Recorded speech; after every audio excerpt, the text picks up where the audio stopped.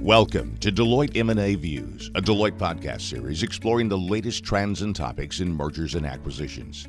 I'm Greg Jarrett. Today we ask the question, what's in store for mergers and acquisitions in 2017? While 2015 was a record year for combinations, 2016 started with a thud and results lagged for the first 3 quarters of the year.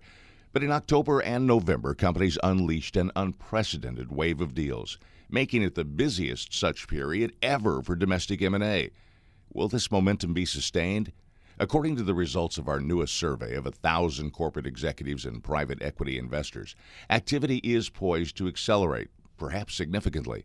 Today we'll discuss this and other findings from the M&A Trends Report 2016 year-end edition with Russell Thompson, Deloitte's M&A Services National Managing Partner. Russell, thanks for taking some time with us today to chat about this latest M&A Trends Report. Now, how about we start by just outlining what the survey's all about?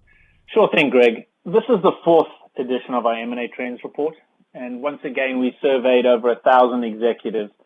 3/4 of those were from U.S. headquartered corporations, and about a quarter of them are domestic private equity firms. And given the fluctuations in the M&A market over the past 12 to 18 months, from the record levels we saw in 2015 to that slow start in 2016, and then the more recent rebound over the last few months, what we really wanted to do was hear directly from those driving deal decisions and gauge their expectations for M&A activity in 2017. So what are some of those key drivers and variables, those new trends, and as importantly, what are those learnings from prior transactions that we can provide insights that may help your next transaction be more successful?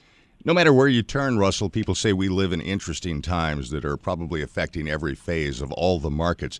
Now, based on the data you've collected, what were some of your most interesting findings? There were a number of really interesting things that we uncovered. Firstly, 75% of all respondents expect deal activity to increase. And along with the increase in activity, we found that transactions are expected to be bigger. 64%, in fact, of corporate respondents expect deal size to also increase. And as you mentioned, we've seen both these trends start to emerge over the past few months. Then in addition, it was divestitures that were once again a major focus for 2017. Where 73% of respondents said they actually plan to shed businesses next year, which was a significant increase from the 48% that we saw in our spring 2016 M&A Trends Report. There are a lot of naysayers out there in just about every topic, from politics to finance to world economy. What did the survey data tell you about what could be driving optimism around deal activity right now? We actually asked survey respondents that exact question. And as you would expect, many report that they have strong strategic imperatives driving their desire to do deals, including sluggish organic growth.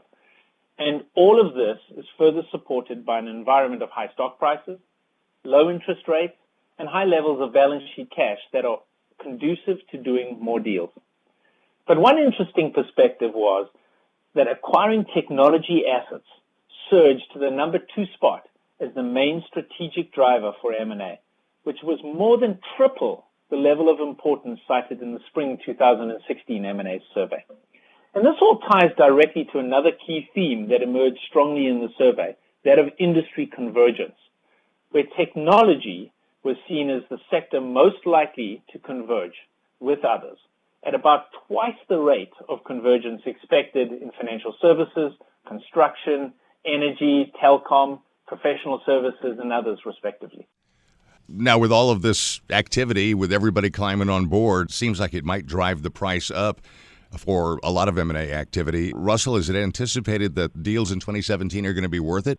History has shown M&A to be a successful way to grow and add value to businesses, but only if you get it right. Now, many deals don't achieve their intended benefits or upside. And once again, respondents indicated that a number of their deals did not return the intended value. However, there was an improvement over the prior year. Last year, 40% of respondents said that the value was not generated from more than half of their organization's deals. This declined to only 10% in this year's survey. And when we dive a little deeper, into what respondents said made a deal successful, unsurprisingly, the top factor in deal success for corporate respondents was effective integration at nearly 23%.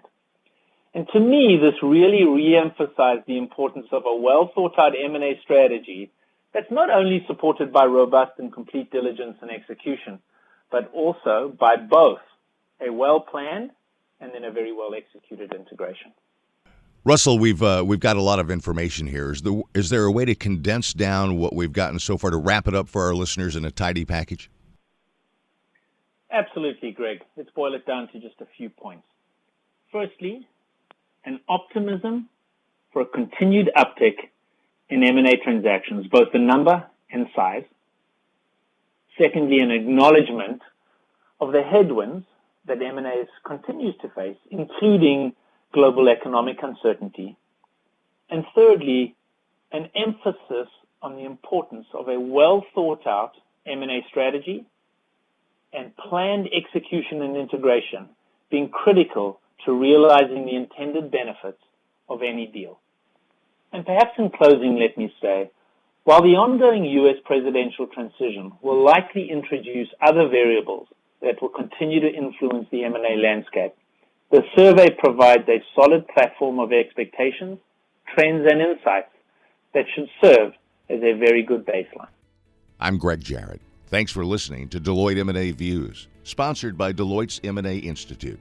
To look over the full M&A Trends Report, go to www.deloitte.com/US/MA/trends. We release new podcasts regularly, and if you subscribe, you won't miss a single one. To stay connected and receive more Deloitte M&A service offerings, visit www.deloitte.com/US/MA subscribe and follow us on Twitter at Deloitte M&A. Until next time.